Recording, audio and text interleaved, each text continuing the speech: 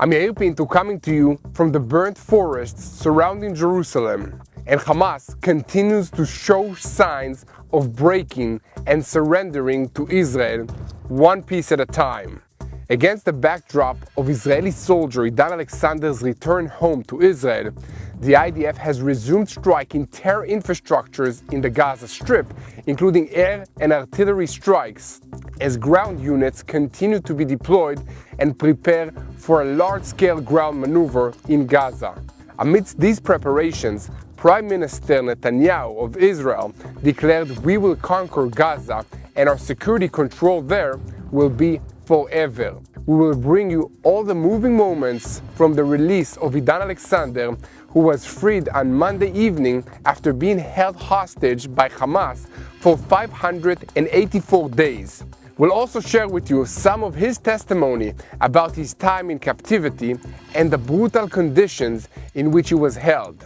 In the northern arena, there is also big news. Hezbollah has ordered their IRGC advisors, the Iranian advisors, to leave the border region out of fear that their presence would draw Israeli strikes. There are also reports that what's left of the Hezbollah leadership is quietly hoping for the success of the talks in Oman between Iran and the United States of America regarding the nuclear program. Staying in the northern arena, there is also some good and somewhat surprising news coming from Syria, which might be on its way to joining the Abraham Accords with a security bonus for Israel. That is what's being touted as a possible result of a meeting between United States President Donald Trump and Syrian leader Abu Muhammad al-Julani this week during the president's regional tour. We'll bring you all the details that we have about this meeting, which is tentatively scheduled to take place this week in Saudi Arabia, hosted by Crown Prince Mohammed bin Salman, and also including Palestinian Authority President Abu Mazen. Meanwhile, reports from President Trump's inner circle indicate they believe that Iran does not threaten the United States and a solution can be reached for all the outstanding issues between the two countries through negotiations. However, some cold hard facts indicate otherwise, and we'll talk about that in today's report, including reports of another large fire which broke out near the fuel plant in southern Tehran this week. And finally, we'll take a look at the reports of tensions between Prime Minister Netanyahu of Israel and United States President Trump, as the Prime Minister spoke with the United States President on Monday and heard from him about his commitment to Israel and his desire to continue working with him in close cooperation.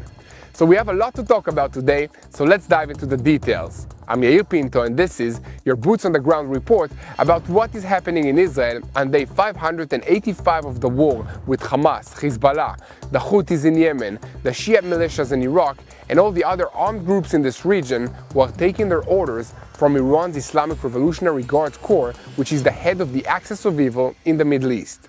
And before we begin, I want to invite you to keep spreading the truth, share and follow us. And most importantly, don't forget to click that subscribe button if you haven't already, so that together we can spread what's happening in Israel with everybody around the world, so that they will know how to pray for the peace of Jerusalem. The IDF resumed strikes in the Gaza Strip on Monday evening, following the release of the abducted soldier Idan Alexander. These are routine strikes on Hamas infrastructure in the south and the north of the Gaza Strip, following a day in which the Air Force conducted no strikes so as not to endanger Alexander's transfer back to Israel. Reports from Gaza spoke of Israeli Air Force strikes in the eastern Sajaiya neighborhood of Gaza City and also in Rafah. IDF forces are deployed at several focal points inside the Gaza Strip. The forces are there in preparation for a possible expansion of the ground maneuver. However, on Monday, Hamas exploited the temporary halt in the fighting in the Gaza Strip that is meant to facilitate the release of Alexander to attack IDF forces in the Strip, resulting in a series of skirmishes that left one soldier wounded. The Saudi news portal Ashraq al-Awsat reported that the IDF completely suspended its offensive activity in the Gaza Strip to enable the release of Alexander. But a statement from the Prime Minister's office said that Israel committed to no ceasefire whatsoever, nor to the release of terrorists, only to the safe corridor that would allow Idan's release. In any case, Hamas turned Alexander over to the Red Cross late Monday afternoon without any of the dramatic displays and the public ceremonies that accompanied the previous hostage releases, and a short time later, the Red Cross delivered him to the IDF forces, who brought him to his parents and siblings at the IDF facility in the Gaza border community of Re'im. Alexander told the IDF soldiers and the staff at the facility about the conditions that he endured in Hamas captivity, and I'll share some of the testimony with you. But first, let me tell you a little bit about Alexander himself. He was born and raised in the United States of America, in New Jersey, before immigrating to Israel to enlist in the IDF.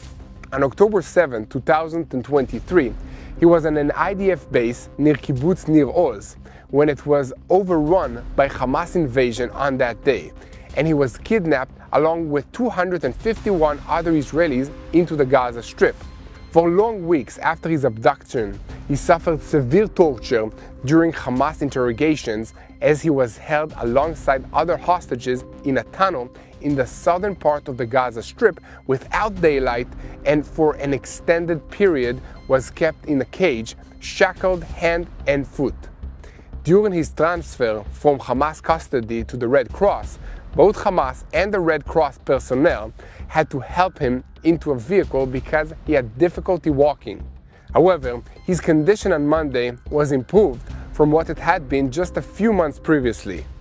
That's because a few months ago, his captors began to give him more food, and he tells us that they also began to use his American name.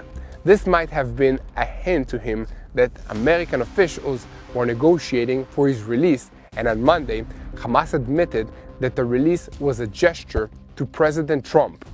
This is also indicated by the civilian clothes he was wearing, unlike fake IDF uniforms that previously released soldiers were dressed in before being handed over by Hamas to the Red Cross. In the images accompanying his release, he is seen standing on his feet, surrounded by armed terrorists and a Red Cross representative. Aside from this, there was very little drama accompanying his release, as Hamas had committed to not repeating the media spectacles that we saw with previous releases, and once again, this was part of the gesture to President Trump. After the reunion with his family at Re'im in Israel, the health ministry later updated that Idan was taken to Ichilov Hospital in Israel, where he will receive medical care in the coming days. So guys, here at TBN Israel, we know that these are sensitive moments for the returnee and his family members, and we ask you to join us in praying for him and for his family for a speedy recovery. Meanwhile, Prime Minister Benjamin Netanyahu held a meeting on Monday with a group of veterans of this war that are called the Wounded Soldiers Forum for Victory. During his remarks, he declared that there will be no Islamic Caliphate in Gaza, not of Hamas and not of the Palestinian Authority. Things have changed. A decision has been made to go all the way. We are very close, days away. We will conquer Gaza, and our security control there will be forever. In a matter of days, things are going to happen in Gaza. Things you have not known until today. However, even as preparations for a new military offensive are proceeding, there are still diplomatic efforts that are being made. On Tuesday, a team of Israeli diplomats traveled to Doha, Qatar, for another round of negotiations aimed at securing the release of the remaining hostages, and this is according to the Witkoff outline. According to a source familiar with the details, Israel is expected to participate in the talks in Qatar for the duration of President Trump's visit to the region, that is, for 3 days. Netanyahu spoke with Witkoff and the United States Ambassador to Israel, Mike Huckabee, on Monday, before holding a call with President Trump. During the initial meeting, Netanyahu briefed the American officials on the plan to give negotiations another chance before the offensive is launched. He emphasized, however, that these negotiations are taking place under fire and that is how it will continue. During his phone call with President Trump, the Israeli Prime Minister thanked him for assisting in the release of Alexander, and Trump, from his part, reiterated his commitment to Israel and his desire to continue close cooperation with the Prime Minister of Israel. So guys, here at TBN Israel, we will continue to report on every development regarding the negotiations for the release of our hostages. And as always, we ask you to keep spreading the truth, share our videos, and follow us on social media. If you visit our social media platforms, Yair, Pinto, or Mati Shoshani, make sure to subscribe only to the official ones. Now, like all Israelis, I'm very happy to see Idan Alexander reunited with his family. But I also know that this is only one step in a very long and difficult process that Israel will have to go through in order to recover from this war, which is far from over. In fact, Israel is calling up its reserve soldiers once again. I've been there. Not once, not twice. It's tough. You leave home, you say goodbye to your kids, your partners, your routine, and shift into a completely different world. For me, it's not just about staying in shape or being alert. It's also about staying grounded.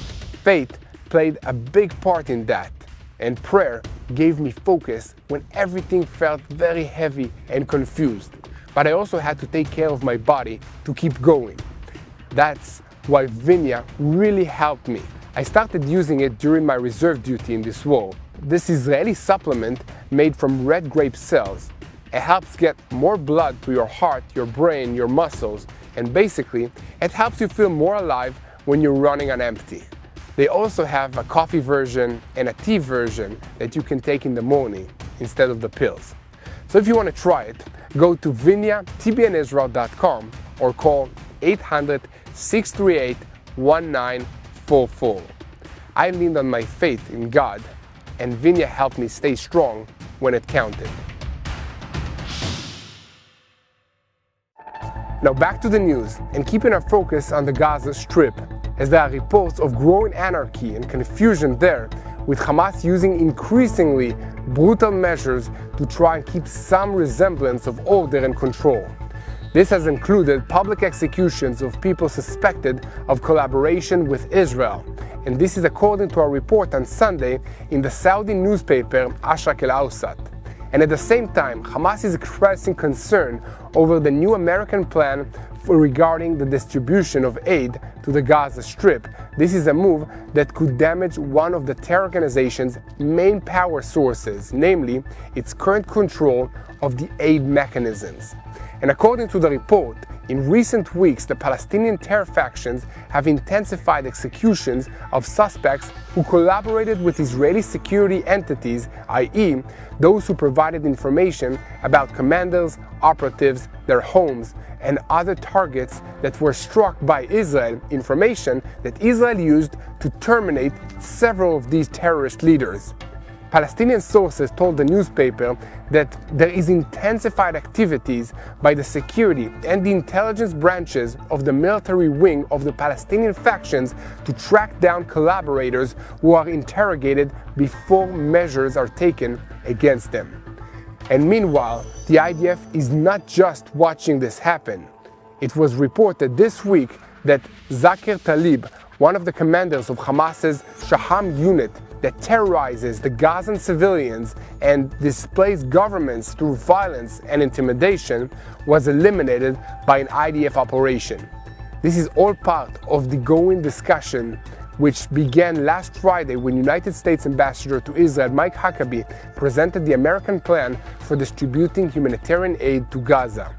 Hamas immediately issued a statement rejecting the plan, as it was obvious that it meant to bypass them and bring aid directly to the people who need it, to the Gazan population, which is not what Hamas wants. Hamas wants to use this aid to exploit and to control these people, and the American plan would prevent them from doing that. However, Hamas claimed in the weekend statement that this is not the case. It stated that the accusations by the United States Ambassador Mike Huckabee against Hamas that the organization controls the humanitarian aid are far from the truth, and repeats Zionist lies exposed by all United Nations agencies that are operating in Gaza. The ambassador uses these accusations to justify partnership in Israel's forced migration policy by implementing deliberate starvation. This is according to Hamas. And guys, here at TBN Israel, we will continue to spread the truth, and we ask you to share and follow on our social media platforms, and most importantly, to subscribe to this YouTube channel. Now, we switch our focus to the northern arena as the IDF continues to monitor events in Syria and maintains activity on the border with Division 210 forces are deployed in readiness to defend against various scenarios according to ongoing situation assessments, and are prepared to prevent the entry of hostile forces into the area of Druze villages and Christian minorities, alongside assistance to the Syrian Druze population in the entire region. A senior security source said, "We will not allow the harm of our Druze brethren. Israel has additional tools to prevent such harm." Simultaneously, Syrian Druze civilians were evacuated for medical treatment inside Israel, and other aid was sent to these communities by both the government and private initiatives. Despite this, tensions persist, and residents of these Druze and Christian villages in southern Syria remain on a high alert for any fresh attacks by jihadist groups that are affiliated with the regime of Abu Muhammad al-Julani in Damascus. And speaking of al-Julani, the interim Syrian president has confirmed that he is conducting indirect contacts with Israel to prevent escalation between the states, as a Reuters report last week indicated. Now, let's move to what's happening with the Houthis in Yemen. But first, keep supporting the truth. We need your help, and the best way that you can help us is by subscribing to this YouTube channel and sharing our videos with as many people as possible. As previously reported, on Sunday evening, IDF Arabic language spokesperson Avichai Aderi issued an unusual evacuation notice for 3 ports in Yemen, 2 days after another Houthi missile launched towards Israel and triggered alerts across the entire country. Reports in Yemen say that the Houthis took the notice very seriously and evacuated the ports of Hodeidah, Salif, and Ras Isa, even though they were unsure of exactly when the strike can occur. In Aderi's Arabic statement, it was written, "Warning to all those present in the seaports under the control of the Houthi terror regime. This is an urgent and important warning. In light of the use of the Houthi terror regime that it makes of these seaports for its terror activity, we urge everyone in the ports to evacuate and distance themselves until further notice.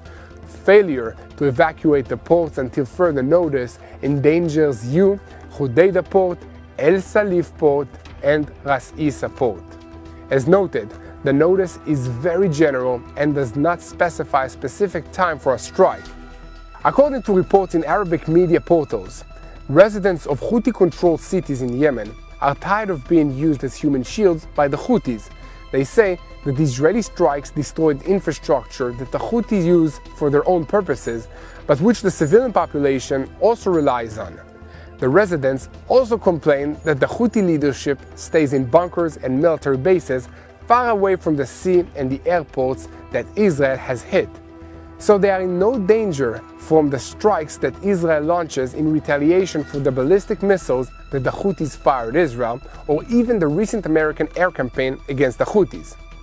If I can make a comment on this of my own, I have a great deal of sympathy for those ordinary Yemeni people whose country has been hijacked by a cruel and fanatic jihadist regime. Yemen has been in crisis for almost as long as I'm alive, and this crisis has been mostly ignored by everyone. But now, the Houthis are in control there, doing things that no one can ignore and causing problems for the whole world. The Americans tried to solve this problem with an aerial campaign, and Israel has done the same, but there is only so much that can be done from the air. To really solve this problem and bring relief to Yemen's long-suffering population, someone must go in on the ground and physically remove the Houthis from power. Then, the country must be built from the ground up. That's going to take a lot of money and a lot of effort, and Israel can play a vital part in that, as can the Americans and the Europeans. But Yemen's wealthy neighbors, starting with Saudi Arabia and the United Arab Emirates, should take the lead. In any case, here at TBN Israel, we will continue to spread the truth. So please share and follow us. And don't forget to subscribe to this YouTube channel so that you'll never miss another episode of Boots on the Ground. Now, we're shifting our focus to the fourth round of nuclear talks between the United States and Iran that were held in Muscat, Oman, on Sunday. A senior American official told the AP news agency that the United States emerged from this round optimistic, while Iran's foreign minister also said that the talks were more serious and sincere than the previous rounds. Reuters reported, citing a senior American official, that the parties agreed to continue the talks and to resolve technical issues between them. Iranian Foreign Minister spokesman Ismail Baghei wrote on his X account that Iran is determined to create nuclear energy for peaceful purposes and civilian purposes. According to him, Iran is ready to continue down the diplomatic path to ensure preservation of its nuclear program under the understandings of the Nuclear Non-Proliferation Treaty. And recently, additional optimistic voices have been heard in the American administration regarding the talks with Iran, expressing willingness for Iran to continue possessing nuclear energy for civilian purposes. Special Envoy Steve Witkoff, who led the talks, reiterated that from the Trump administration's perspective, Iran cannot have a bomb, and that is that it has no right to any uranium enrichment program. He said that if Iran truly stands behind its statements that it has no intention to produce a nuclear weapon, it must act according. That's it. Full dismantling of the nuclear facilities of Natanz, Fordo, and also Isfahan, transfer of enriched uranium fuel to a third party, and complete cessation of all centrifuge activities. Political sources in Jerusalem said the conditions presented by the American envoy in the interview are very similar to the demands of Prime Minister Benjamin Netanyahu regarding dismantling all of Iran's nuclear capabilities in line with the Libya model. Witkoff was asked in a recent interview what the administration's position is on Iran maintaining a civilian nuclear program. He replied, "If the Iranians want to operate a civilian program, let them operate one. They already have such a facility, the reactor at Bushehr. There are no centrifuges there, no enrichment, only electricity production. That is the only program that can be considered legitimate. If that is their path, let them expand it. But facilities like Natanz, Fordo, and Isfahan must be dismantled." So guys, here at TBN Israel, we will continue to report on every development, and as always, we ask you to keep spreading the truth, share, and follow us. And most importantly, don't forget to pray. Pray for the hostages that are still held in Gaza to come home, all of them, soon. Pray for the IDF soldiers that are fighting on multiple fronts for many, many days since this war started. Pray for all the civilians, all the citizens of this region that are affected by these terrorists. And most importantly, unite in prayer for the peace of Jerusalem. Hello, this is Mati here in Jerusalem with TBN Israel. This is Yair Pinto from TBN Israel here in Jerusalem. TBN Israel is keeping viewers informed with Israel-focused news, culture, and what God is doing in this land. Support TBN Israel today online at tbn.org/Israel. Thank you.